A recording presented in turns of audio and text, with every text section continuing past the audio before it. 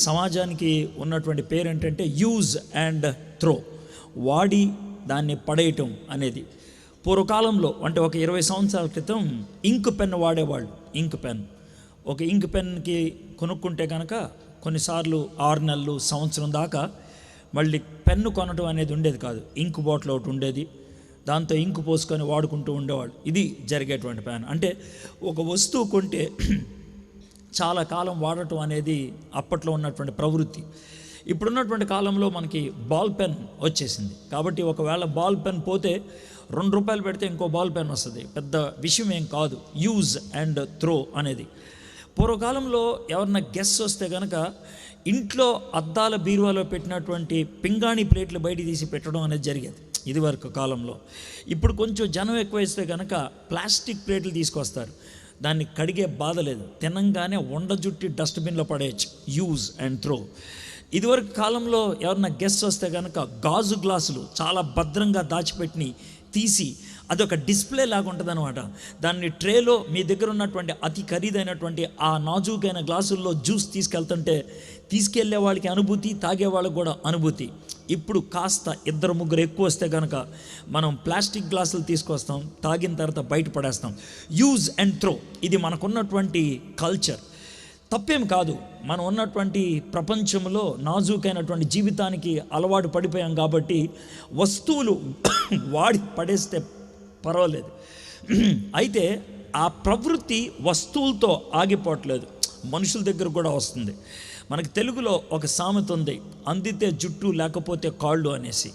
ఆ ప్రవృత్తి బహుశా మీ జీవితాల్లో చాలామంది అనుభవించి ఉంటారు. మీకేమన్నా మీ దగ్గర ఏమన్నా పని అవుద్ది అనుకుంటే మనుషులు మాట్లాడే తీరు వేరుగా ఉంటుంది.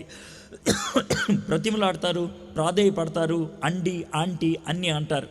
ఒకవేళ పని ముగిస్తే కనుక అటే వెళ్ళేప్పుడు తల తిప్పి చూస్తే ఎక్కడ పలకరించాల్సి వస్తుందో అని తల తిప్పుకొని వెళ్ళిపోయేవాళ్ళు, లేకపోతే సీరియస్గా ఫోన్లో మాట్లాడుతున్నట్లు ఫేస్ పెట్టేవాళ్ళు, లేకపోతే చాట్ చేసుకుంటూ వెళ్ళిపోయేవాళ్ళని చూస్తే కాస్త బాధ అనిపిస్తుంది. నేనే కదా వీళ్ళకి గత వారం సహాయం చేసింది, ఈరోజు పని అయిపోయిన తర్వాత నా నుంచి దూరం అయిపోయారని. But we are living in a world like that. Use and throw అనేది మొదట వస్తువులు వాడి పడేస్తే ఓకే, నో ప్రాబ్లం. రెండోది ఇతరులను వాడుకొని వదిలేస్తే అది కొంచెం బాధాకరంగా ఉంటుంది. అయితే 3వ స్థాయికి మనం వచ్చేసాం. ఇది మరీ దరిద్రమైన స్థాయి అని చెప్పాలి, మరీ దయనీయమైనటువంటి స్థాయి అని అనిపిస్తుంది. ఎలా అంటే మన జీవితాన్ని మనమే వాడేసుకుంటాం, మన కోరికలను మనమే తీర్చేసుకుంటాం, మన ఆశలను మనమే పరిపూర్ణం చేసుకుంటాం, నీకేమనిపిస్తే అది చేస్తావు. ఆ విధంగా జీవితాన్ని కొంతసేపు నడిపేటప్పటికి నీ జీవితం నీకే చిరాకు అనిపిస్తే చాలామంది మనలో ఏమనుకుంటారు తెలుసా, ఈ జీవితాన్ని నేనే ముగించేయాలి అని అనుకుంటారు. సూసైడ్ అనేది ఈ లోకంలో చాలా సులభంగా జరిగేటువంటి పని. అది డబ్బు లేని వాళ్ళ మధ్యన అని అనుకోవద్దు, రైతుల మధ్యన అని అనుకోవద్దు, ఎవరి మధ్య అయినా జరగటం అనేది సాధ్యమే సూసైడ్ అనేది. ఎందుకనంటే మనము మన జీవితాన్ని వాడేసుకున్నాం, ఎంజాయ్ చేసాం, ఎంజాయ్మెంట్ కోసం మన శరీరాన్ని వాడుకున్నాం, మనకున్న తుచ్చమైన అభిలాషలు, మనకున్నటువంటి తుచ్చమైనటువంటి కోరికలు వాడేసుకున్నాం. అందుకనే చచ్చిపోదాం అనిపిస్తుంది. నేను వస్తున్నటువంటి పట్టణం పేరు బెంగళూరు. డబ్బులు సంపాదించడంలో పేరు కలిగింది. ₹1,00,000 జీతం సంపాదించే వాళ్ళు అతి ఎక్కువ మంది ఉంది బెంగళూరులోనే, చాలా ఎక్కువ మంది. దగ్గర 8 లక్షల మందికి ₹1,00,000 కంటే ఎక్కువ జీతం వస్తుంది ఒక్క బెంగళూరు పట్టణంలో. అంతమంది ఉన్నారు. డబ్బుల సంపాదన వాళ్ళకి కొద్దివే లేదు. 18 కిలోమీటర్లు ఎలక్ట్రానిక్ సిటీ రోడ్డు మీద అటు ఇటు కూడా వాళ్ళకి సాఫ్ట్వేర్ ఇండస్ట్రీస్ ఉన్నాయి. ప్రపంచంలో 257 దేశాల్లో 237 దేశాల యొక్క ఆఫీసులు బెంగళూరులో నడుస్తూ ఉంటాయి. అంత దివ్యమైనటువంటి ప్రక్రియ ఉన్నటువంటి ఈ పట్టణంలో రోజుకి కనీసం 6 ఆత్మహత్య చేసుకుంటున్నట్లు పోలీసుల దగ్గరికి దాఖలాలు వస్తున్నాయి. రోజుకి 6. మన భారతదేశంలో అతి ఎక్కువ మంది సూసైడ్ చేసుకునేటువంటి పట్టణం బెంగళూరు పట్టణం నెంబర్ 1. నెంబర్ 2 చెన్నై పట్టణం, నెంబర్ 3 హైదరాబాద్. ఈ 3 పట్టణాల్లో డబ్బులు సంపాదించే వాళ్ళు ఎక్కువ, కానీ ఈ ప్రాంతాల్లోనే మనుషులు ఎక్కువ మంది చచ్చిపోతున్నారు. రోజుకి 6 కేసులు పోలీస్ స్టేషన్కి వస్తున్నాయి. అంటే పోలీసులు చెప్పేది ప్రతి ఒక్క కేసుకి కనీసం 6 కేసులు మాఫీ అయిపోతున్నాయి అన్నారు. అంటే రోజుకి 36 మంది సూసైడ్ చేసుకుంటున్నారు, కానీ 6 కేసులు మాత్రమే వస్తున్నాయి. ఒక వ్యక్తి కనుక సూసైడ్ చేసుకుంటే 50 ప్రయత్నాలు జరిగితే కానీ అవ్వదు అని అన్నారు. అంటే 36 మంది సూసైడ్ చేసుకున్నారంటే ఇంటూ 50, 1500 మంది కనీసం రోజు ఒక్క బెంగళూరు పట్టణంలో సూసైడ్ చేసుకోవడానికి సీరియస్గా అటెంప్ట్ చేశారని అని అర్థం. సీరియస్గా ఒక సీరియస్ అటెంప్ట్ క్రింద కనీసం 100 సార్లు అయినా ఆలోచించి ఉంటారు.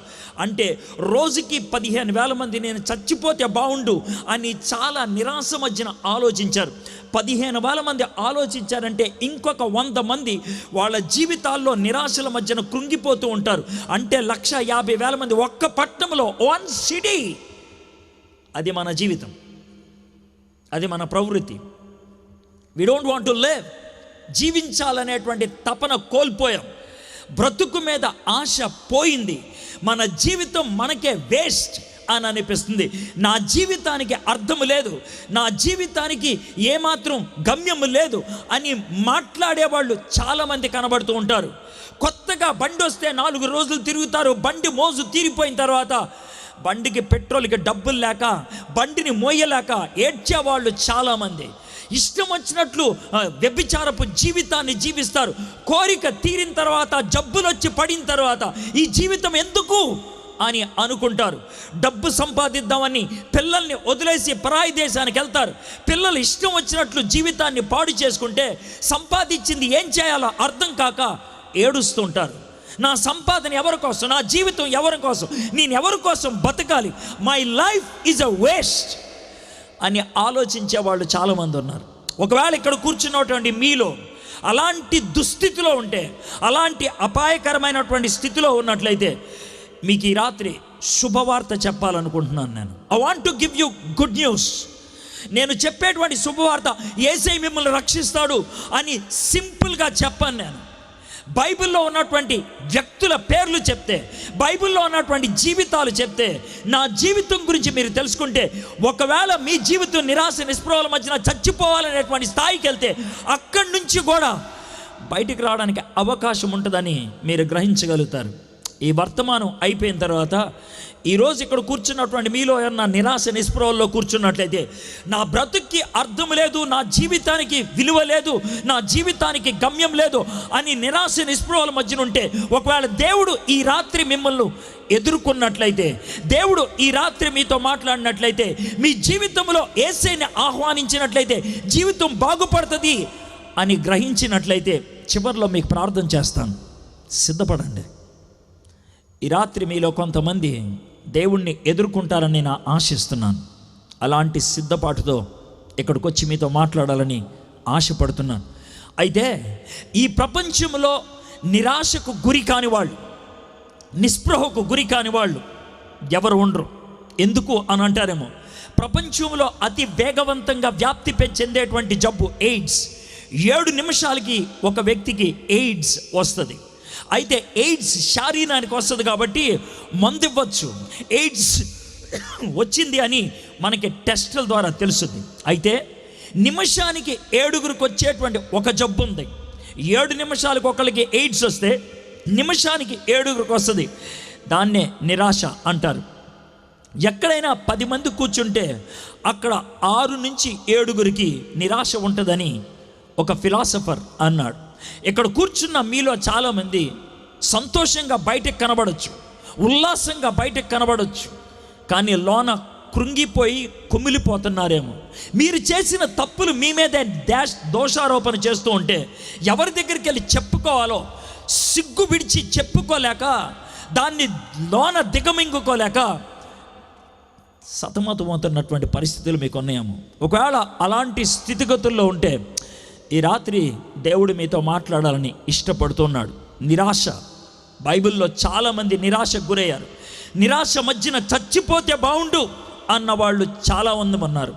మోషే సంఖ్యాకాండం 11వ అధ్యాయంలో, ప్రభువా నేను ఈ భారము మోయలేను, నీకిష్టమైతే, నీకు పుణ్యముంటే నన్ను చంపేయి అని అడిగాడు. ఏలియా బదిరి వృక్షం కింద కూర్చొని నేనొక్కడనే మిగిలిపోయాను, నన్ను చంపేయి అని అన్నాడు. యోనా కొండ మీదకెక్కి నినివే పట్టణాన్ని చూస్తూ నేను చచ్చిపోతే బాగుండు అని అన్నాడు. వాళ్ళు చావుకి ఆశను చూపించారు. ఎందుకో తెలుసా? నిరాశకు గురయ్యారు. వీళ్ళు మామూలు మనుషులు కాదు. మోషే ప్రపంచానికి ధర్మశాస్త్రాన్ని ఇచ్చినటువంటి వ్యక్తి. ఏలియా చావుని చవి చూడకుండా పరలోకములోకి కొనిపోబడినటువంటి వ్యక్తి.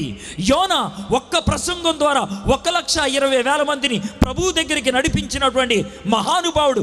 వీరు కూడా నిరాశకు గురయ్యారు. ఒకవేళ మీరు నిరాశకు గురైనట్లయితే ఏ కారణంతో గురయ్యారో నాకు అనవసరం. ఒకవేళ గురైనట్లే దాంట్లోంచి బయటికి రావడానికి అవకాశం. There is a possibility to come out of the brokenness. విరిగి నలిగినటువంటి జీవితంలోంచి బయటికి రావడానికి, కృంగిపోయిన పరిస్థితుల్లోంచి బయటికి రావడానికి అవకాశం ఉంది. బైబిల్లో ఉన్నటువంటి గొప్ప గొప్ప మహానుభావులు, అబ్రహాము, ఆయన దేవుని చేత ఏర్పరచబడిన వాడే. ఏర్పరచబడిన తర్వాత అబద్ధాలు ఆడాడు. తన సొంత భార్యను పట్టుకొని చెల్లి అని చెప్పుకున్నాడు. భార్య మాట విని హాగర్ ద్వారా ఇష్మాయిల్ని కన్నాడు. దేవుని యొక్క ప్రణాళికను చెడగొట్టడానికి ప్రయత్నం చేశాడు. But still God used Abraham. యాకోబు దేవుడు ఏర్పరచబడిన వాడే, మోసగాడు అని బిరుదు పొందాడు. ఆయన మోసకరమైనటువంటి జీవితం ఒక దినాన్న స్వస్తి చెప్పాల్సి వచ్చింది. ఆయన దర్శనాన్ని ఆయన చూడగలిగాడు. ఇశ్రాయేలీలు ఐగుప్తులో ఉన్నప్పుడు, నాయనా ఏదో ఒక దినాన్న దేవుడు వాగ్దానం చేసిన దేశానికి మీరు వెళ్తారా అని స్పష్టంగా, ప్రవచనాత్మకంగా, దర్శనాత్మకంగా ఆయన చెప్పగలిగాడు. మోషే తాను దేవుని చేత ఏర్పరచబడిన వాడే. తన వయసు మగపిల్లలు ఎవరూ లేరు యూదుల్లో, ఆయన ఒక్కడే. తనకు తెలుసు దేవుడు ప్రత్యేకించుకున్నాడానికి. 40 సంవత్సరాలు ఎక్కడో ఇత్రో అనేటువంటి ఆయన దగ్గరికి వెళ్ళి ఆయన గొర్రెలు కాస్తూ ఉన్నాడు. దేవుడు అక్కడి నుంచి కూడా వెనక్కి పిలిచాడు. ఏలియా దూరంగా పారిపోయినటువంటి వాడే, భయపడి. యోనా దేవుని మీద కోపాన్ని చూపించినటువంటి వ్యక్తే. పాత నిబంధనలో ఇలాంటి వ్యక్తులు చాలామంది కనబడితే, గిద్యోను పిరికివాడుగా మూల కూర్చొని గోధుమలు బాగు చేసుకున్నట్టు వాడారు. కానీ దేవుడు అక్కడి నుంచి కూడా ఆయన్ని పిలిచాడు. కొత్త నిబంధనలో తోమ అనుమానించినటువంటి వ్యక్తి, పేతురు బొంకినటువంటి వ్యక్తి, పేతురు ఆయన ఎవడో నాకు తెలీదు అని చెప్పినటువంటి వ్యక్తి, పౌలు క్రైస్తవుల్ని చంపినటువంటి వ్యక్తి. ఇలాంటి వాళ్ళని దేవుడు వాడుకున్నాడు, మహానుభావుల్లాగా చేసి పెట్టాడు ఆయన. ఒకవేళ నీ జీవితం పూర్తిగా పాడైపోయింది అని అనుకుంటే, నీ జీవితం ఎందుకు పనికిరాని స్థితిలోకి వచ్చింది అని అనుకుంటే, ఈ రాత్రి నీకు చెప్పాలనుకున్నటువంటి శుభవార్త, బైబిల్లో ఉన్నటువంటి దేవుడు ఆయన పాడైపోయిన వాళ్ళ కోసం ఎదురు చూస్తున్నాడు. ఆయన నాశనమైన వాళ్ళ కోసం ఎదురు చూస్తున్నాడు. పూర్తిగా నశించిన దాన్ని ఆయన వెతకుతూ వచ్చాడు. ఈ రాత్రి ఈ సందుల్లో, ఈ రాత్రి మీ రోజులో ఆయన తిరుగుతాడు. ఆయన ప్రతి వారి యొక్క ముఖాన్ని ఆయన చూస్తాడు. ప్రతి ఒక్కరితో ఈ రాత్రి మాట్లాడతాడు. ఎవరైతే స్పందిస్తారో, ఎవరైతే ఆయనతో తిరిగి మాట్లాడతారో, ఎవరైతే ఆయన గుండె లోతుల్లో వేసే ప్రశ్నలకి జవాబు చెప్తారో, ఈ రాత్రి వాళ్ళు మార్పు చెందుతారు. ఈ రాత్రి వాళ్ళ జీవితం ఆ ఇరిగిపోయినటువంటి పరిస్థితుల్లోంచి దేవుడు బయటికి తీసుకొస్తాడు. ఈ రాత్రి కృంగిపోయిన ఆ పరిస్థితుల్లోంచి దేవుడు బయటికి తీసుకొస్తాడు. It's possible in a night. ఒక రాత్రి అది జరగటం సాధ్యమే. నీకు వినటానికి దమ్ముంటే, నేను చెప్పేటువంటి మాటలు ఆలకించడానికి నీవు కాస్త మనసు పెట్టడానికి నువ్వు ఇష్టపడితే, ఈ రాత్రి దేవుడు నీ జీవితాన్ని మారుస్తాడు. నేను మాయ చేయదలుచుకోవట్లేదు, హిప్నాసిస్ చేయదలుచుకోవట్లేదు, ఎమోషనల్గా చెప్పడానికి ఇష్టపడట్లేదు. But I'm preparing you for an encounter with a living and a gracious God. సజీవమైన కృప కలిగినటువంటి దేవుణ్ణి ఎదుర్కోవడానికి మిమ్మల్ని సిద్ధపరచాలని నేను ఆశపడుతున్నాను. మానవులు 3 రకాలైనటువంటి తప్పుడు ఆలోచనలో ఉంటారు. మొదటిది, broken worlds are exceptionally a myth అని అనుకుంటారు. అంటే జీవితాలు పగిలిపోవటం అనేది జరగదు, ఇది ఒక మాయ అని అనుకుంటారు. నో. అందుకే ఒక మహానుభావుడు అన్నాడు, ఏ పరిస్థితుల్లో అయినా, ఏ గుంపులో అయినా 3 కూర్చుంటే అందుట్లో 2 బ్రోకెన్ వరల్డ్లో ఉన్నవాళ్ళు. ముగ్గురులో ఇద్దరు. ఇక్కడ కూర్చున్నటువంటి మీలో అనేక మంది కృంగిన జీవితం, బయటికి నవ్వుతున్నారు, లోన ఏడుస్తున్నారు. బయటికి ముఖ కవళికలు చక్కగా చూపించుకుంటున్నారు, లోన ఆందోళన చెందుతున్నారు. బయటికి మర్యాదకరమైనటువంటి ముఖాన్ని పెట్టుకున్నారు, లోన మాత్రం దిగులుతో కృంగిపోయిన పరిస్థితుల్లో ఉన్నారు. మీ జీవితం మీకే సిగ్గనిపిస్తుంది. మీ చెవులో మీ గురించి మీకు వినబడే మాటలే మీకు దరిద్రం అనిపిస్తుంది. You don't want to live in a silent world. నిశ్శబ్ద లోకంలో జీవించడం మనకిష్టం లేదు. ఎందుకో తెలుసా? మన గుండె చప్పుడే మనకు బాధ అనిపిస్తుంది, మన ఆత్మ ఘోషే మనకి చాలా కష్టం అనిపిస్తుంది. We can listen to anybody out side but not from inside. బయట నుంచి ఎవడు వాగినా వినటానికి బాగానే ఉంటుంది, కానీ మన వాగుడు వినటానికే మనకు కష్టం అనిపిస్తుంది. ఈ ఆధునిక ప్రపంచంలో మానవుడికి ఇష్టమైంది శబ్దం, మానవుడు తట్టుకోలేంది నిశ్శబ్దం. నిశ్శబ్ద లోకం భయాన్ని కలిగిస్తుంది. నిశ్శబ్ద లోకం మనల్ని ఎక్కడెక్కడికో తీసుకెళ్తుంది. నిశ్శబ్ద లోకం మనలో తొందరపాటు కల్పిస్తుంది. ఎందుకనంటే నువ్వు ఎదుర్కోలేనటువంటి శత్రువు బయట లేడు, నీలో ఉన్నాడు. నీకు భయాన్ని కలిగించేది బయట లేదు, నీలోనే ఉన్నది. You are against yourself. నీతోనే నువ్వు యుద్ధం చేస్తున్నావు, అదే నిన్ను ఇరక్కొట్టేసింది. ఒకవేళ అలాంటి స్థితిగతుల్లో ఉంటే, let me give you this title: failure is not final with God. ఓటమి దేవుని దృష్టిలో ఎప్పుడు అంతం కాదు. ఓడిపోయిన వాణ్ణి దేవుడు గెలిపించటానికి తాపత్రయపడతాడు. నీ జీవితంలో ఓడిపోయావేమో, నువ్వు చేసిన ప్రయత్నం విఫలములోకి తీసుకెళ్ళిందేమో, నువ్వు ఏర్పరచుకున్నటువంటి మార్గం దరిద్రమైందని తేలిందేమో, పర్వాలేదు. ఈరోజు ఈ మాటల ద్వారా నీకు కనువిప్పు కలుగుతున్నట్లయితే దేవుడు ఖచ్చితంగా నీ జీవితాన్ని సరిచేస్తాడు. దేవుడు కొంతమందిని ఏర్పరచుకుంటాడు, కొంతమంది పట్ల ప్రత్యేకమైన దృష్టిని పెట్టి చాలా శ్రద్ధతో చాలా విషయాలు నేర్పిస్తారు. అలాంటి వాళ్ళే చాలా పతన స్థితికి వెళ్తారు. అలాంటి పతన స్థితిలోంచి కూడా దేవుడు పైకి తీసుకొస్తాడు. యేసుక్రీస్తు ప్రభువారు 12 మంది శిష్యుల్ని ఏర్పరచుకున్నాడు. ఒక్కొక్క శిష్యుడిని ఏర్పరచుకోవడంలో ఒక్కొక్క శిష్యుడితో ఆయన మాట్లాడినటువంటి మాటలు ఏవైతే 4 సువార్తల్లో ప్రస్తావించారో ఆ శిష్యుల గురించి ఆయనకున్నటువంటి అవగాహన, ఆ శిష్యుల్ని తర్వాత వాడుకునేటువంటి రీతి చాలా స్పష్టంగా చెప్తుంది. ఉదాహరణకి తోమ అనుమానించేటువంటి వ్యక్తిత్వం కలిగినటువంటి వాడు. అలాంటి అనుమానాల మధ్యన తాను లేవనెత్తినటువంటి ప్రశ్నలు మానవాళికి ఎంతో ఉపయోగపడింది ఒక విధంగా. ఇంకో విధంగా అలాంటి అనుమానించే తోమానే అతి కష్టమైనటువంటి దేశం అప్పట్లో భారతదేశం. తోమాని భారతదేశానికి తీసుకొచ్చాడు ఆయన. దేవుడికి తెలుసు ఎలాంటి వ్యక్తుల్ని ఎలాంటి ప్రదేశాల్లోకి పంపించాలో. అయితే ఈ విధంగా ఏర్పరచుకున్న వాళ్ళు ఒక ఆయన పేరు సీమోను. అతని పేరు సీమోన్ని ఏర్పరచుకుంటున్నప్పుడు సీమోన్ను చూసి, సీమోను దా నన్ను వెంబడించు అని అన్నాడు. సరే ప్రభువా వెంబడిస్తానన్నాడు. వాళ్ళ ఎన్కౌంటర్ చాలా చాలా బేసిక్గా ఉన్నది. రా నన్ను వెంబడించు అని అన్నాడు. వెంబడించు అని సీమోను నిన్న నుంచి బండోడా అని పిలుస్తా. బండోడా. లావుగా ఎవరైనా ఉంటే వాడిని బండోడు అంటారు, ఎవరైనా సన్నగా ఉంటే వాడు బక్కోడు అంటారు. అది ప్రేమతో పిలుచుకునేటువంటి మాట, ముద్దుగా అనేటువంటి మాట. అరే బండోడా రా అని. మనలో ఎవరైనా లావుగా ఉన్నవాళ్ళు ఉంటే మన మిత్రులు బండోడా అని పిలిస్తే ముద్దుగా ఉంటుంది, పరాయోళ్ళు బండగా అని పిలిస్తే అదే మాట కోపాన్ని కరుగ్గా ఉంటుంది. యేసయ్య పేతురు అని పిలిచాడు. పేతురు అంటే బండలాంటి వాడివి. యాక్చువల్గా చెప్పాలంటే పేతురు నీటి లాంటి వాడు, వోలటైల్ అంటారు. చంచలతత్వం అంటే ఏమాత్రం నిలకడతనం లేనటువంటి వాడు. ఇప్పుడు ఒక మాట అంటాడు, మరుక్షణం మాట మారుస్తాడు. తొందరపాటు ఎక్కువ. అయితే దేవుడు తనని ఏమి చెయ్యబోతున్నాడో చూసి చెప్పాడు, నువ్వు బండలాగా తయారు చేస్తాను నేను, నిన్ను బండలాగా. పిరికివాడైనటువంటి గిద్యోన్ను చూసి బలాఢ్యుడా అని పిలిచాడు.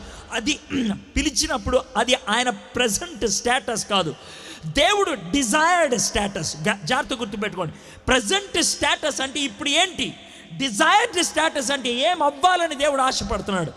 గిద్యోనుని పిలిచినప్పుడు వణికిసలాడేవాడు, గిద్యోన్ని పిలిచేటప్పుడు భయపడేవాడు. గిద్యోను బలాఢ్యుడు, నువ్వు ప్రాఫెటిక్గా చెప్తున్నాడు, I will make you strong. అదేవిధంగా పేతుర్ని పిలిచినప్పుడు వాలటైల్, ఊగిసలాడేటువంటి మనిషి, నిన్ను బండలాగా చేస్తాను, I can make you a solid rock. దేవుడు ఈ రాత్రి నిన్ను పిలుస్తున్నాడు, ఆయన హీస్ గివింగ్ యూ నేమ్స్. మీలో అబద్ధాలాడే వాళ్ళు ఉన్నారా? దేవుడు బహుశా సత్యవంతుణ్ణి చేస్తాను, నిన్ను సత్యవంతురాల్ని చేస్తాను నేను. దేవుడు సత్యం అని పిలుస్తున్నాడేమో నిన్ను. దొంగతనం చేస్తున్నావా, నువ్వు అబద్ధాలు ఆడుతున్నావా, ఇష్టం వచ్చినట్లు ప్రవర్తిస్తున్నావా, యథార్థం అని పిలవడానికి ఇష్టపడుతున్నాడు. కోపం ఎక్కువ, ఆవేశం ఎక్కువ, ప్రేమ అని పిలుస్తున్నాడేమో. చంచలత ఎక్కువ, నిలకడగా ఉండలేనటువంటి తనమా, బండ అని పిలుస్తున్నాడేమో. ఈ రాత్రి నిన్ను పిలుస్తున్నాడు ఆ విధంగా. God calls people by the name he wanted to give them. ఆయన కావలసినటువంటి పేరు పెట్టుకుంటాడు. ఆయన ఆ పేరుకు తగ్గ జీవితం నీలోకి రావాలని దేవుడు ఆశిస్తాడు. ఆ రూపాన్ని ఆయన తీసుకురావడానికి ప్రయత్నం చేస్తాడు. పేతురు అలా అంటాడు.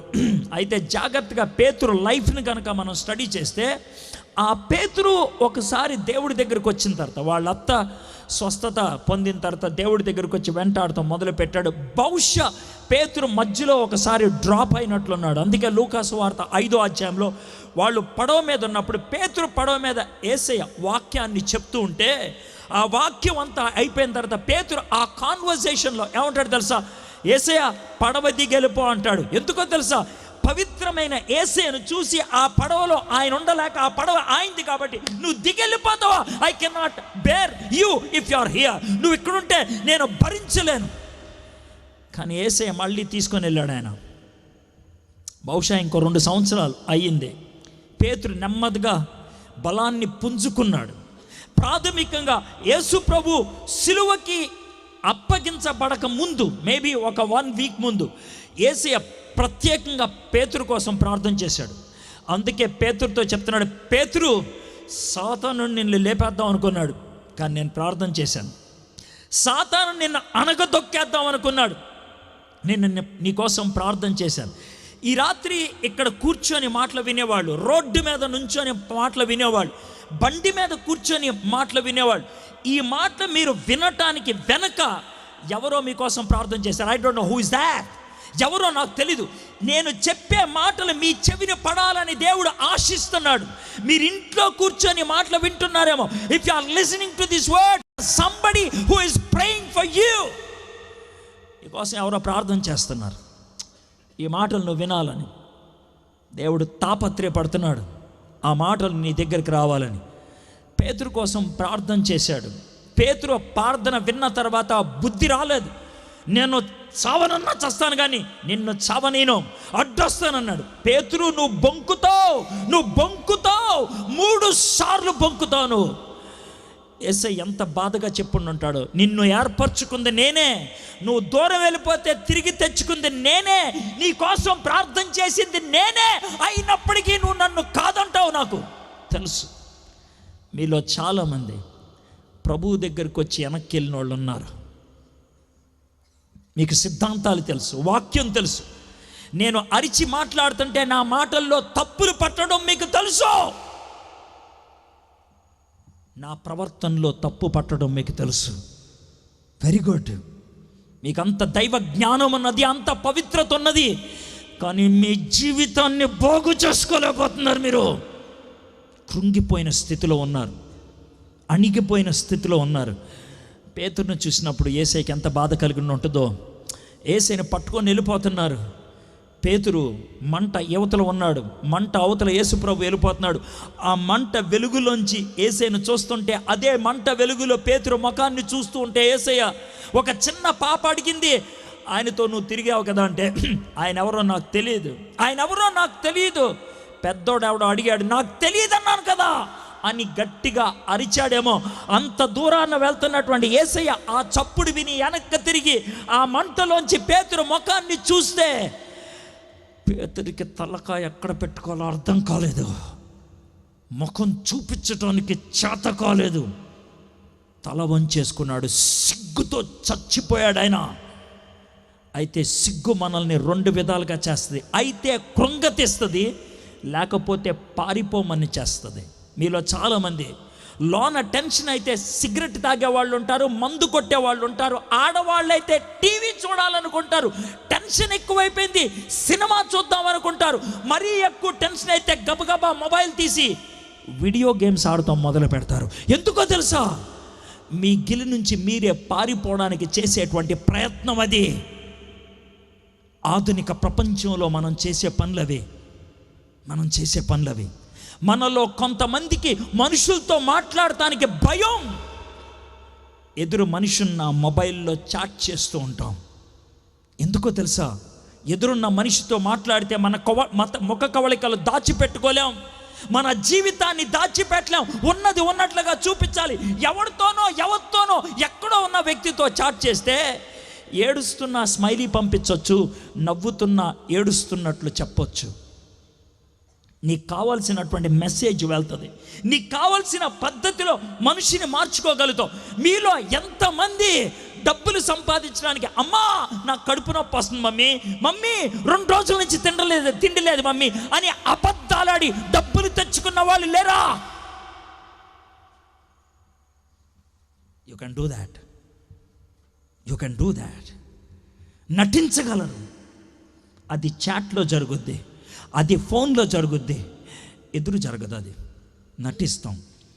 పేతురు నటించలేక పారిపోయాడు. యేసుక్రీస్తు ప్రభువారు 3వ దినాన్న తిరిగి లేస్తే అక్కడ కూడా దుడుకుతనమే. పేతురికి యోహానికి ముందు చెప్పారు, పరిగెట్టుకుంటే వెళ్ళిపోయారు. పేతురు బయట నుంచి రాయి పక్కకు డొర్లుంటం చూసి అంతే పరిగెత్తుకుంటూ వెళ్ళిపోయాడు. చూడటానికి చేత కాదా? చాలా రాయి పక్కకు దొర్లితే మీరే ఆలోచించుకోండి ఎందుకు పారిపోయాడు. కానీ యోహాన్ అలా కాదు. లోనకెళ్ళి చూశాడు. యేసు ప్రభు వేసుకున్నటువంటి బట్టలు అలాగే ఉన్నాయి, లోన శరీరం లేదు. దాన్ని చూసి నమ్మాడు. ప్రభు తిరిగి లేచాడు. నిదానించి చూశాడు, విశ్వసించాడు యేసే తిరిగి లేచాడని. తొందరపాటుతో బయట చూశాడు, పారిపోయాడు. యేసు ప్రభు వారు మళ్ళీ కనబడ్డారు పేతురికి, మిగిలిన 10 మంది శిష్యులకి. తోమాకి లేడప్పుడు. మళ్ళీ ఇంకొకసారి కనబడ్డాడు తోమాతో పాటు. ఇన్నిసార్లు యేసే కనబడిన తర్వాత కూడా ఇప్పుడు యోహాను సువార్త 21వ అధ్యాయంకి వచ్చాను. బైబిల్స్ ఉంటే తెరవండి.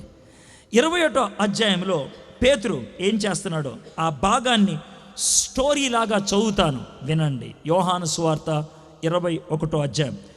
అటు తర్వాత యేసు తిబేరియా సముద్ర తీరమున శిష్యులకు మరలా తన్ను ప్రత్యక్షపరచుకున్నాను.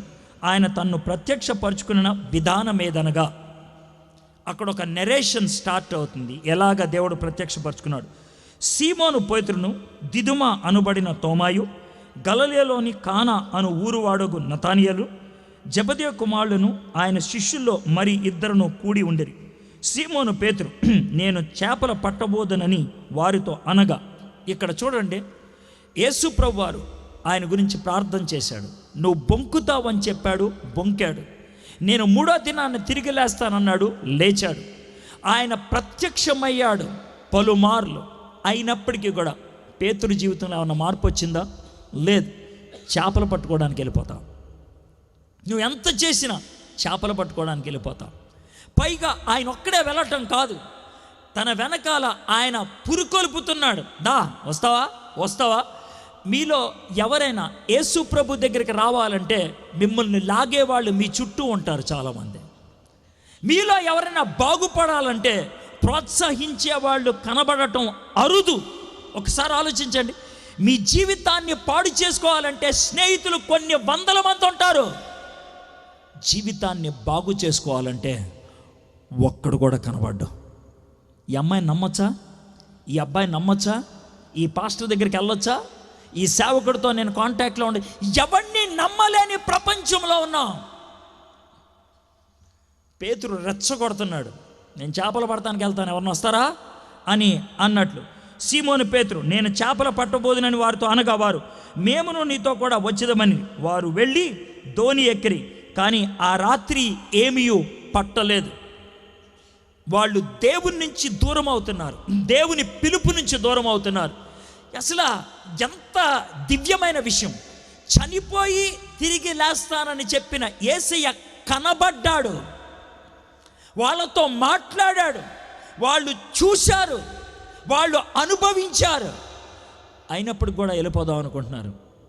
మీలో కొంతమంది అలాంటి వాళ్ళు వాక్యాన్ని విన్నారు, యేసు ప్రభుని అంగీకరించారు, యేసయ్య దేవుడు అని కొన్ని వారాలు, కొన్ని రోజులు ఆయనలో ఆనందాన్ని పొందారు. ఒకసారి మీకు అలాంటి అనుభూతి ఉంటే ఆ అనుభూతిని జ్ఞాపకం తెచ్చుకుంటారా? The beautiful golden time where you are so close to God. దేవుడికి దగ్గరగా ఉన్నటువంటి క్షణాలు గుర్తున్నాయా? దేవా, ఈ అనుభూతిని నేను తట్టుకోలేను అనేటువంటి పరిస్థితులు ఉన్నాయా? జ్ఞాపకం తెచ్చుకో. పేతురికి అలాంటివి ఉన్నాయి. అయితే సూర్యోదయమగుచుండగా యేసు ధరిని నిలిచాను. అయితే ఆయన యేసు అని శిష్యులు గుర్తుపట్టలేదు. యేసు, పిల్లలారా, భోజనమునకు మీ వద్ద ఏమైనా ఉన్నదా అని వారిని అడగగా లేదని వారు ఆయనతో చెప్పిరి. అప్పుడు ఆయన, ధోని కుడి ప్రక్కన వెల వేయుడి, మీకు దొరుకునని చెప్పాను. గనుక వారు అలాగు వేయగా చేపలు విస్తారముగా పడినందున వల లాగలేకపోయిరి. కాబట్టి యేసు ప్రేమించిన శిష్యుడు ఆయన ప్రభువు సుమి అని పేతురుతో చెప్పాను. ఆయన ప్రభు అని సీమోను పేతురు విని వస్త్రహీనుడై ఉన్నందున పైబట్ట వేసి సముద్రములో దుమికాను. ఇదే అనుభవం 3.5 సంవత్సరాల ముందు పేతురుకు కలిగింది. చేపలు పట్టినప్పుడు పట్టలేదయ్యా సార్ అన్నాడు. ఈ పక్కనే అన్నాడు, మేము రాత్రంతా కష్టపడ్డాం, చేపలు పట్టడంలో మేము దెట్ట, ఇటై అని అన్నాడు. అప్పుడు వేసేసాడు, చేపలు పడ్డాయి. మళ్ళీ అలాంటి ఎక్స్పీరియన్స్ దేవుడు మళ్ళీ ఇచ్చాడు పేతురికి. రెస్టోరేషన్లో రిపిటిషన్ ఆఫ్ ఎక్స్పీరియన్స్ ఉంటుంది. ఈ మాట మనసులోకి తెచ్చుకోండి. దేవుడు నిన్ను తిరిగి పిలిచేటప్పుడు కొన్ని గత అనుభవాలు, గత శృతులు తీసుకొస్తాడు నీ మనసులోకి, మెమరీస్లోకి తీసుకొస్తాడు. నేను చెప్పే మాటలు మీలో కొంతమందికి పాత మెమరీస్ని తీసుకురావాలి. నేను మాట్లాడే తీరు మీలో కొంతమందికి పాత మెమరీస్ తీసుకొని రావాలి. ఈ మాటలు వింటుంటే ఎక్కడో ఏదో గుర్తొస్తుంది అని అనిపించాలి మీకు. అది జరుగుద్ది. నేనేదో పెద్ద మాయలోండని కాదు, నేనేదో పవిత్రుడని కాదు, నేనేదో ఆకాశంలోంచి ఊడిపడ్డవాడిని కాదు. I'm an instrument in the hand of God. దేవుని చేతుల్లో వాడబడుతున్నటువంటి ఒక పనిముట్టు. God knows how to use the instrument. దేవుడికి తెలుసు పనిముట్టిని ఎలా వాడాలో. కాబట్టి యేసు ప్రేమించిన శిష్యుడు ఆయన ప్రభువు సుమి అని పేతురుతో చెప్పాను. ఆయన ప్రభు అని సీమోను పేతురు నమ్మి వస్త్రహీనుడై ఉన్నందున పైబట్ట వేసి సముద్రంలో దూకాను. దరి ఇంచుమించు 200 మూరల దూరం ఉన్నందున తక్కిన శిష్యులు చేపల వల లాగుచో ఆ చిన్న దోణిలో వచ్చింది. వారు దిగి దరికి రాగానే అక్కడ నిప్పులను, వాటి మీద ఉంచబడిన చేపలను, రొట్టెయు కనబడిన.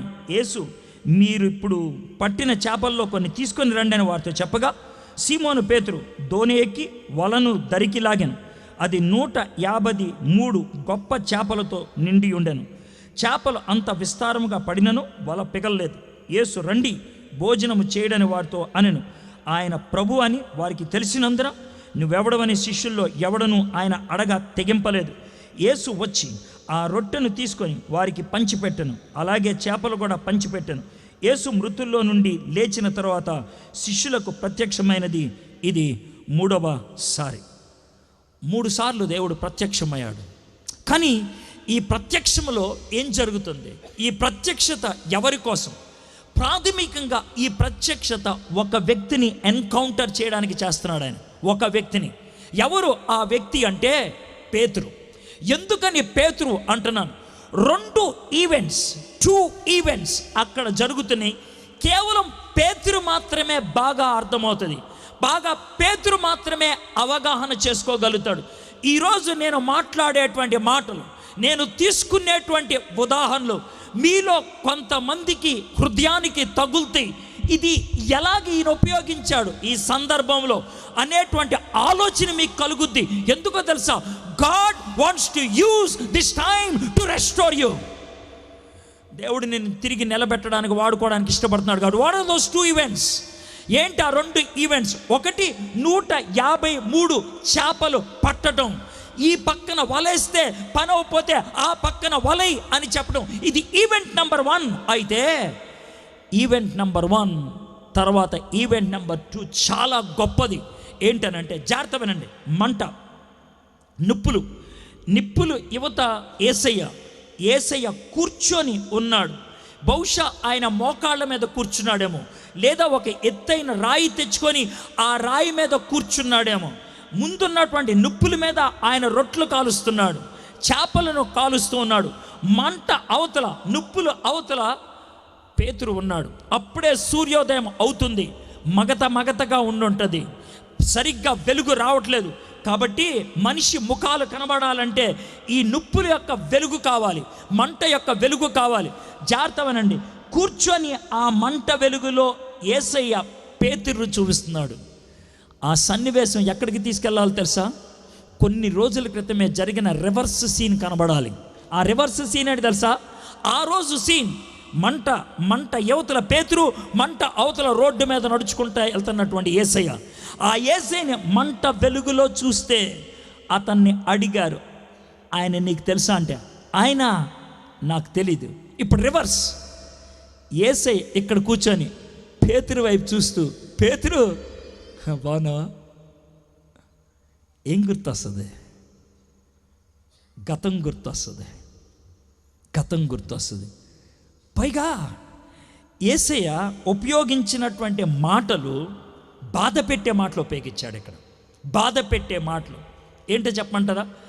మీ జిగిరి దోస్త్ ఏంటే బాగున్నావా అని మాట్లాడేవాడు ఆడవాళ్ళు అయితే, ఏంట్రా బాగున్నావా అని మాట్లాడేవాడు. సడన్గా మీ దగ్గరికి వచ్చి ఏంటండి అంటే ఏమవుతుంది? బాధ కలుగుద్ది. యేసయ్య ఈ వ్యక్తిని ఎప్పుడు పిలిచినా ఏ బండోడా అని పిలిచేవాడు. కానీ ఆ రోజు చాలా మర్యాదకరంగా ఏమండి సీమోను గారు, ఒరిజినల్ నేమ్తో పిలుస్తున్నాడు.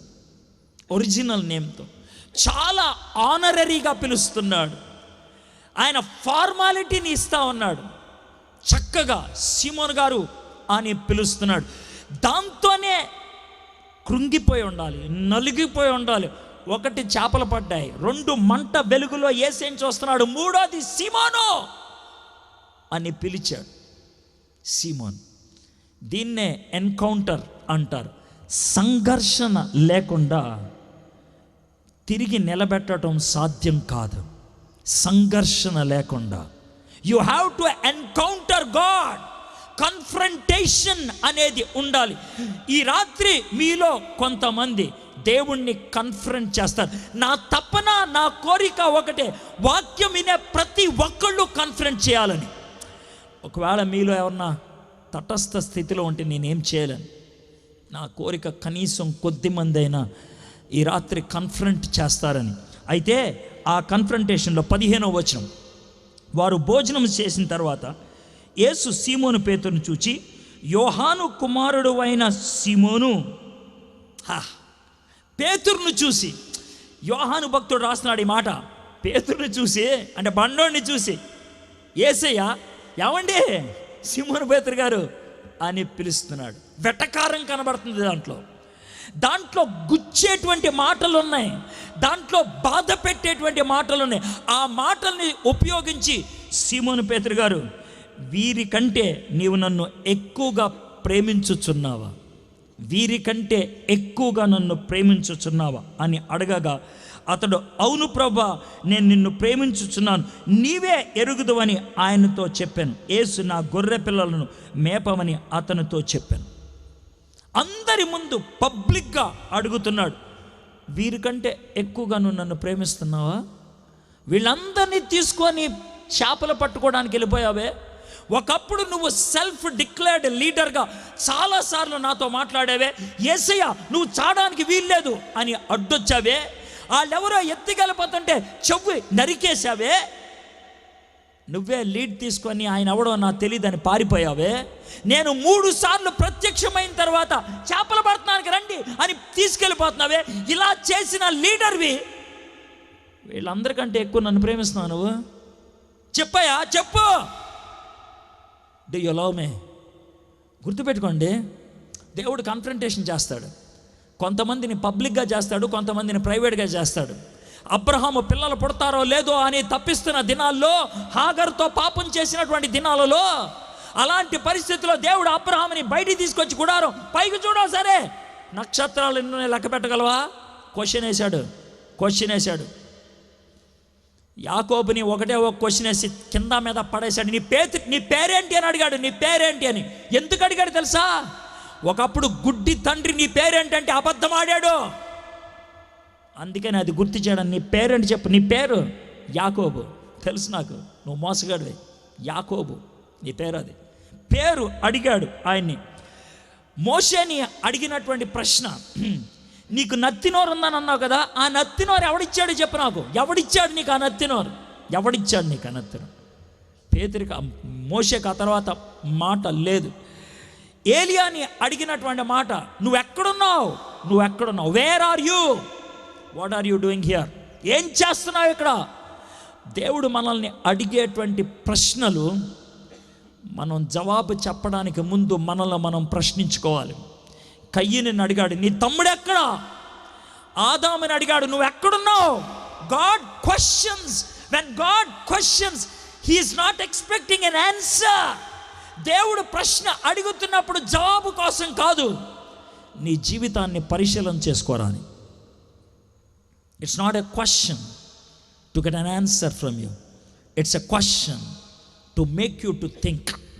నీ గురించి నువ్వు ఆలోచించాలి. వీటన్నిటికంటే నువ్వు ఎక్కువ ప్రేమిస్తున్నావా? వీరందరికంటే ఎక్కువ ప్రేమిస్తున్నావా? పిచ్చి పేతురు జవాబు ఇవ్వాలనుకున్నాడు. పిచ్చి పేతురు, నేను అడిగే ప్రశ్నకి జవాబు కాదు కావాల్సిందే, నీ బ్రతుకుని ఇంట్రాస్పెక్ట్ చేసుకో. దాన్నే డయాగ్నోసిస్ అంటారు. డాక్టర్ దగ్గరికి వెళ్తే జబ్బు ఏదైనా ఉంటే జబ్బేంటో తెలుసుకోవడానికి కొన్నిసార్లు గంటలు, కొన్నిసార్లు రోజులు, కొన్నిసార్లు వారాలు పడుతుంది. డయాగ్నోసిస్ జబ్బిది అని తేలడానికి. జబ్బిది అని తేలిన తర్వాత మందులు ఏమి ఇవ్వాలో నిర్ణయించడానికి కొన్ని సెకండ్లు పడుతుంది. గంటలు, వారాలు, రోజులు పడుతుంది డయాగ్నోసిస్కి, జబ్బేంటో తెలుసుకోవడానికి. జబ్బిది అని తేలిన తర్వాత దానికి మందిది అని చెప్పడానికి సెకండ్ చాలు. దేవుడు డయాగ్నోసిస్ చేపిస్తున్నాడు పేతురుతో. రేయ్, నీ జబ్బేంటో నాకు తెలుసు. నేను నిన్ను అడిగే ప్రశ్నకి నువ్వేం జవాబు చెప్తావు కూడా నాకు తెలుసు. కానీ నేను అడిగే ప్రశ్న దానికోసం కాదు, నిన్ను నువ్వు పరిశీలన చేసుకుంటావు అని. ఈ మాటలు వినబడుతున్నప్పుడు నేను కూడా మిమ్మల్ని అడగాలనుకుంటున్నాను. If you are a Christian, if you are a Christian, నువ్వు క్రైస్తవుడు అయితే దేన్ని ఎక్కువ ప్రేమిస్తావు? నువ్వు డ్రైవర్ అయితే డ్రైవింగ్ ఎక్కువ ప్రేమిస్తావు. వంటోడు అయితే వంట ఎక్కువ ప్రేమిస్తావు. అమ్మవైతే కొడుకుని ప్రేమిస్తావు. నువ్వు దేవుని బిడ్డవైతే, దేవుని బిడ్డగా విశ్వాసిని అని చెప్పుకుంటే, నీ తొలి ప్రేమ ఎవరో తెలుసా? నీ తొలి ప్రేమ దేవుడు. Are you loving God? Boyfriends ఉన్నారా నీకు? గర్ల్ ఫ్రెండ్స్ ఉన్నారా నీకు? సెకండ్ సెటప్ ఉందా నీకు? నీ పిల్లల్ని పట్టించుకోలేనటువంటి జీవితం ఉన్నదా? ఉంచుకున్న దాంతో బతుకుతున్నావు నువ్వు? చర్చికి వచ్చేసి కూర్చొని ఒక మర్యాదకరమైనటువంటి రూపాన్ని కోరుకుంటున్నావు నువ్వు? స్ట్రైట్ అడుగుతున్నా, do you have the love of God? Do have love for God? దేవుని కోసం ప్రేమ ఉందా? పేతురు, ప్రేమిస్తున్నావా నన్ను? ప్రేమిస్తే చేపలు పడతానికి ఎందుకు వెళ్ళిపోతున్నావా? ప్రేమిస్తే ఆయన ఎవడో నాకు తెలియదని ఎందుకు బొంకావయ్యా? ప్రేమిస్తే ఎందుకయ్యా మాటలు మార్చేస్తున్నావు? If you have love for me you must be stable. స్థిరంగా ఉండాలి.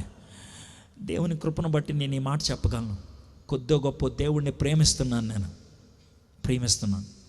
అందుకనే నిర్భయంగా దేవుని వాక్యాన్ని బోధిస్తాను, నిరంతరము వాక్య పరిచర్యలో ఉంటాను, అహర్నిశలు దేవుని రాజ్య వ్యాప్తి కోసం పరితపిస్తుంటాను.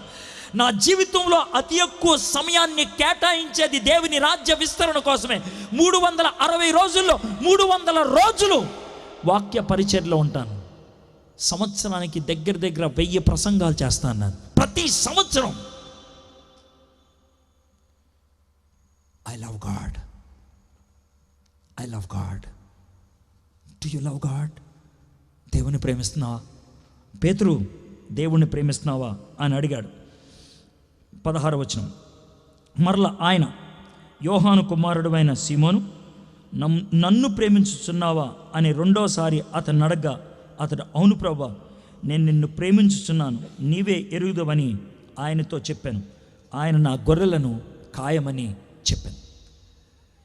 తెలుగులో ఈ యొక్క ఈ యొక్క నెరేషన్ చూసినట్లయితే, ఈ సందర్భాన్ని కొన్నిసార్లు అనుమానం వస్తుంది. యేసయ్య ప్రేమిస్తున్నావని అక్కడ అడిగాడు, మళ్ళీ ఇక్కడ కూడా ప్రేమిస్తున్నావని అడిగాడు, మళ్ళీ ప్రేమిస్తున్నావని అడిగాడు 3 సార్లు. ఇంకేమన్నా పెచ్చా? ఒకే ప్రశ్న 3 సార్లు వేయటం వాదన?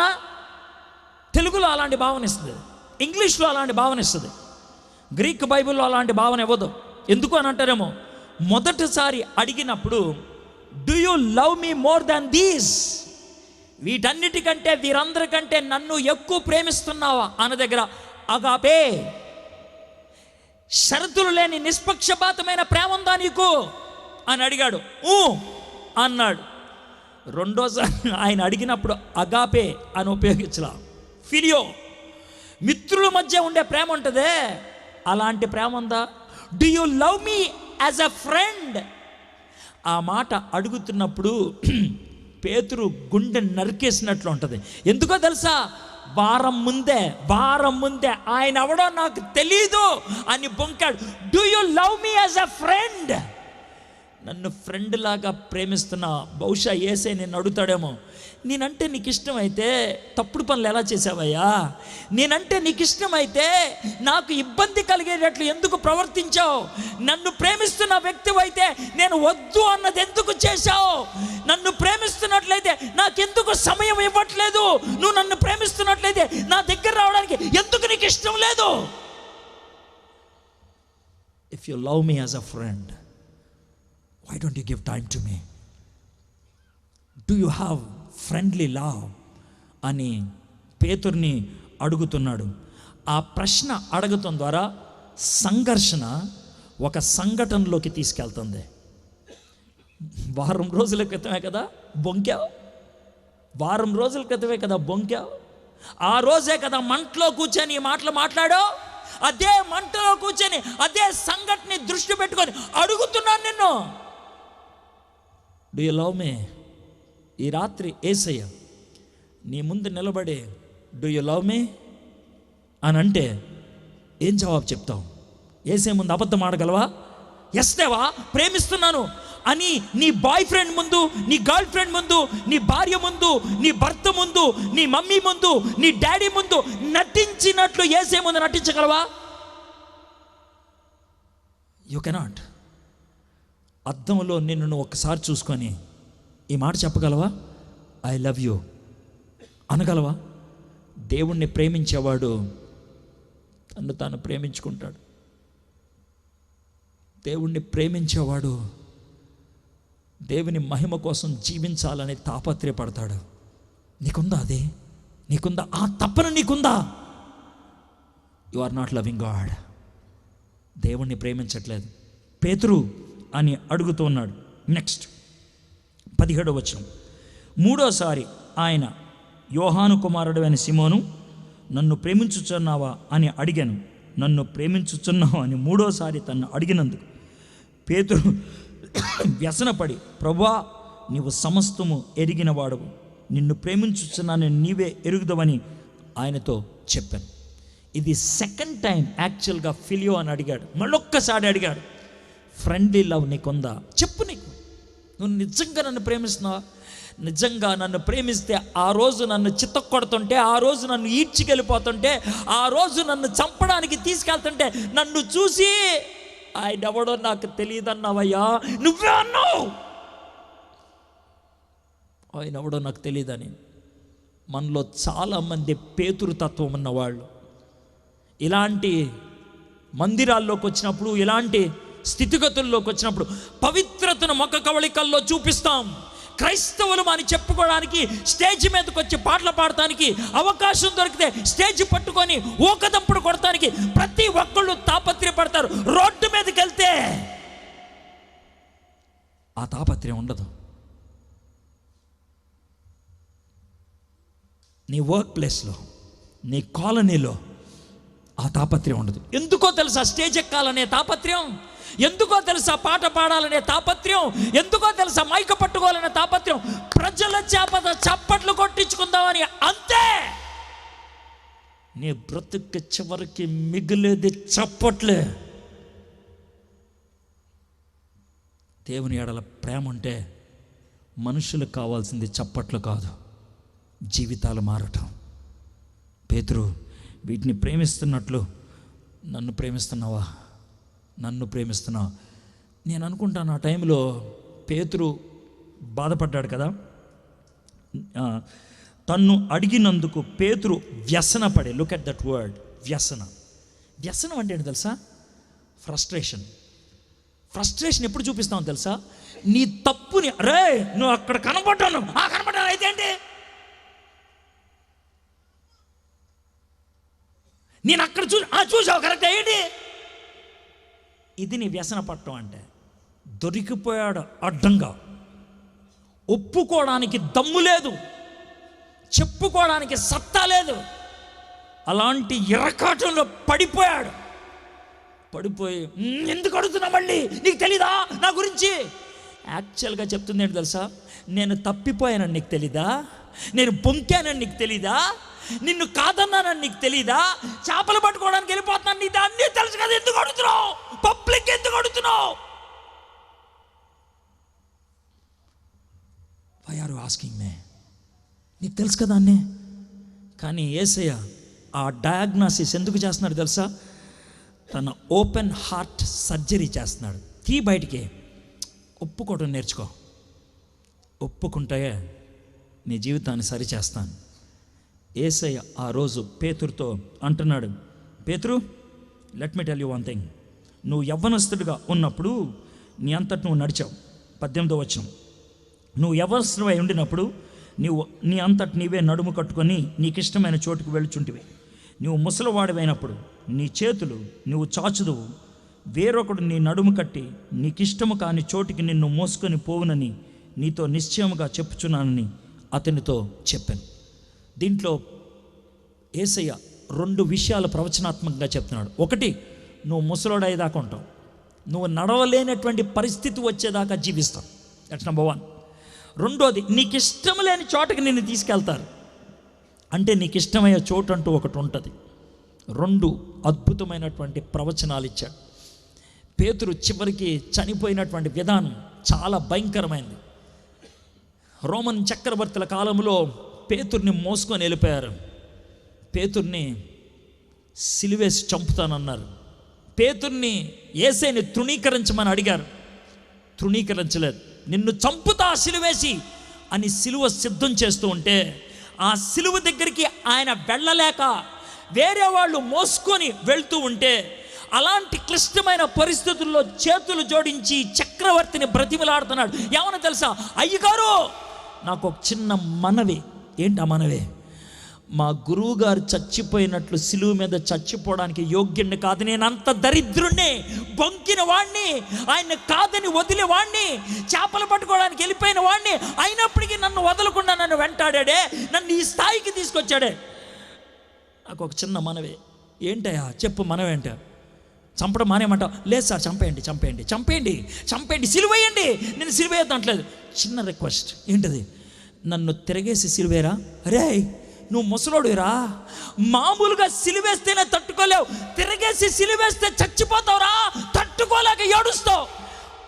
పర్వాలేదు, పర్వాలేదు, నన్ను తిరగేసి సిలువేయండి. ఊహించుకోండి ఒకసారి తిరగేసి సిలువేయటం అంటే. దగ్గర 80 సంవత్సరాలు వచ్చినటువంటి పేతురు తిరగేసి కాళ్ళు పైనుండి చేతులు కిందుండి ఆయనకి మేకులు కొడుతూ ఉంటే, ముక్కులోంచి నోట్లోంచి రక్తం కారుతుంటే గాలి పీల్చుకోలేక, పొరం పోయి దగ్గలేక, అలాంటి సతమతమై కళ్ళల్లోంచి కూడా రక్తం బయటకు వచ్చి, కోడిని కోసినప్పుడు నోట్లోంచి రక్తం కారుతుందే, ఆ విధంగా పేతురు నోట్లోంచి రక్తం కారుకుంటూ చచ్చిపోయాడేనో. బొంకినటువంటి పేతురు సిలువ మీద తిరగేసి చచ్చిపోవడానికి ఇష్టపడ్డాడు. చేపలు పట్టుకోవడానికి వెళ్ళిపోతానన్న పేతురు అతి క్లిష్టమైనటువంటి రోమన్ సామ్రాజ్యంలో సువార్త బోధించడానికి వెళ్ళాడు. ఆయన హిడెన్ చర్చెస్లో, అండర్ గ్రౌండ్ చర్చెస్లో, అంధకారాల్లో, గుహల్లోకి వెళ్ళి వాళ్ళు వాక్య పరిచర్య అర్ధరాత్రి చేసుకునే ఆ ఇష్టమైన చోటు నుంచి పేతుర్ని తీసుకుని వెళ్ళిపోయారు. ఇష్టమైన చోటు నుంచి పేతురు ఎక్కడి నుంచి ఎక్కడికి ప్రయాణం చేశాడో చూడండి. ఈ ప్రయాణంలో మొట్టమొదటిగా దేవుడు చేసింది ఎన్కౌంటర్, సంఘర్షణ.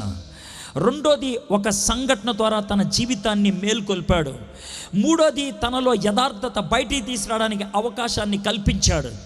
ఆ యథార్థంగా తాన్ని ఒప్పుకున్నప్పుడు యేసయ్య ఆయన్ని క్షమించి దిద్దుబాటు చేసి నిలబెట్టాడు. మై ఫ్రెండ్స్, ఈ మాటలు వింటూ ఉంటే నీ జీవితంలో మార్పు కావాలనే తపనుందా? నేను కూడా నిరాశ చెందిన వ్యక్తినే, డిప్రెషన్లో ఉన్న వ్యక్తినే. నా జీవితానికి మార్పు కావాలి, నా జీవితానికి మార్పు కావాలి. యేసయ్య, ఈ రాత్రి నా జీవితంలోకి మీరు రండి యేసయ్య. పాడైపోయాను నేను, చేతులారా నా జీవితాన్ని పాడు చేసుకున్నాను. జీవించాలి కాబట్టి జీవిస్తున్నాను. జీవితం అంటే నాకు ఇష్టమే లేదు, ఈ జీవితానికి విలువే లేదు, నాకు తృప్తే లేదు, నా జీవితానికి అర్థమే లేదు. ఈ రాత్రి నీ దగ్గరికి వస్తున్నాను యేసయ్య. ఈ రాత్రి మనఃపూర్వకంగా అడగడానికి ఇష్టపడుతున్నారా? ఒకానొక దినాన్న నవంబర్ 3వ తారీఖు 84వ సంవత్సరం రాత్రి 8 గంటలకి నేను చచ్చిపోదాం అనుకున్నాను. మత్తు పదార్థాలకు బానిస. 3 రోజులైంది మత్తు పదార్థం తీసుకొని. దొరకకపోతే కన్వల్జన్స్ వస్తున్నాయి, కడుపు నొప్పి వస్తుంది, తట్టుకోలేక రైలు పట్టాల పక్కన నిలబడ్డాను. ఎవరికి చెప్పలేదు, ఎవరికి తెలీదు, ఎవరు ఉండనటువంటి చోటు. రాత్రి 8:07 రైలు పట్టాల పక్కన నిలబడ్డాను. ఇదే నా చివరి క్షణం అనుకున్నాను. 7 సెకండ్ల దూరంలో రైలు బండి ఉన్నది. దాన్ని చూడటానికి భయం వేసి కళ్ళు మూసుకుంటున్నాను. ప్రార్థన కాదు నేను చేసింది ఆ టైంలో.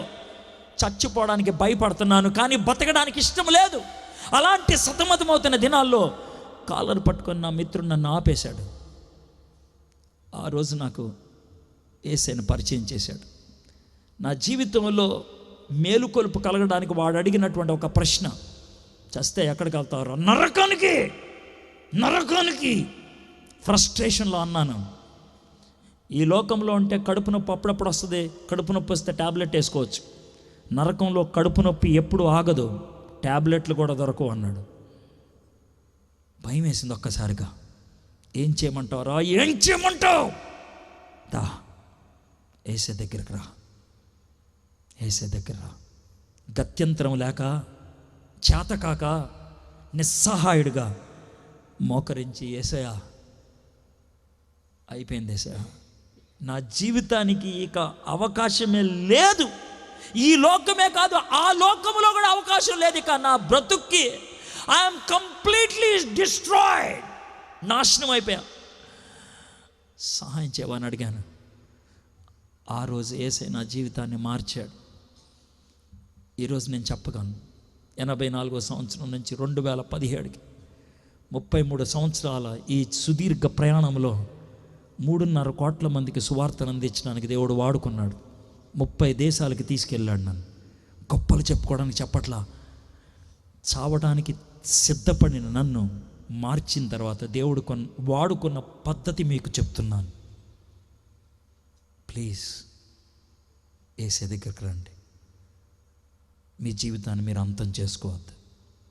మీకు తెలుసు మీ జీవితం పాడైపోయిందని. నటించొద్దు. యేసయ్య దగ్గర యథార్థంగా ఒప్పుకోండి. తలంచండి, కళ్ళు మూసుకోండి. మీ జీవితంలో ఒక్కొక్కసారి తొంగి చూడండి. మీ జీవితాన్ని కొన్ని ప్రశ్నలు అడగండి. ప్రాణమా, సంతోషంగా ఉన్నావా? జీవమా, సంతృప్తిగా ఉన్నావా? హృదయమా?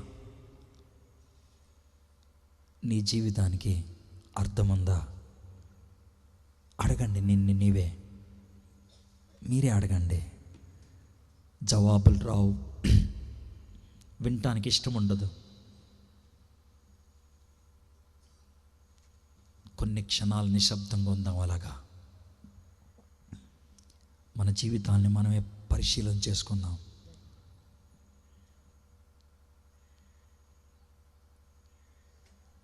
ఇక నాకు దిక్కు లేదు అనిపిస్తుందా? ఇక నా జీవితానికి అర్థం లేదు అనిపిస్తుందా? ఒక్కసారి యేసయ్యను ఎందుకు అడగకూడదు? యేసయ్యా, పూర్తిగా నాశనం అయిపోయాను నేను, పూర్తిగా నీ దగ్గరికి వస్తున్నాను యేసయ్యా, ప్లీజ్ నన్ను క్షమించవా, నా జీవితాన్ని సరిచేయవా. నువ్వు తాగుబోతు అవ్వచ్చు, డ్రగ్ అడిక్ట్ అవ్వచ్చు, వ్యభిచారి అవ్వచ్చు, అబద్ధాలు ఆడే వ్యక్తి అవ్వచ్చు, మోసపూరితమైన జీవితాన్ని జీవించే వ్యక్తి అవ్వచ్చు.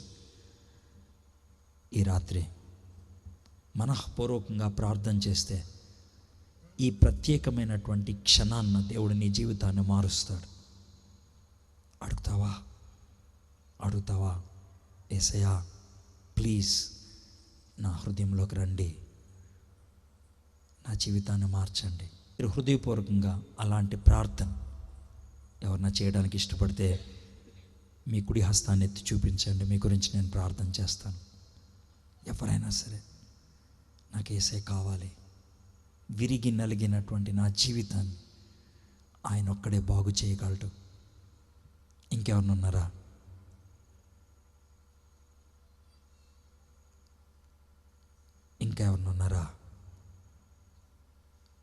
సిగ్గుపడొద్దు ప్లీజ్. ఈ రాత్రి మీటింగ్ మీకోసమే వ్యక్తిగతంగా ఇంత పెద్ద సెటప్ పెట్టింది మీకోసమే. ఇంకెవరిని ఉన్నారా? చేతులెత్తిన వాళ్ళు దించేయండి. చేతులెత్తిన వాళ్ళు దయచేసి ఏమనుకోకుండా ఉన్న చోటన ఒక్కసారి లేచి నిలబడండి. మిగిలిన వాళ్ళు ఏమి తలెత్తి చూడొద్దు, కళ్ళు తెరవద్దు.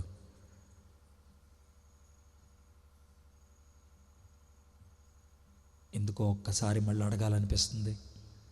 చెయ్యి ఎత్తలేదేమో, కానీ లోన సంఘర్షణ ఉన్నదేమో, పోరాటం ఉందేమో.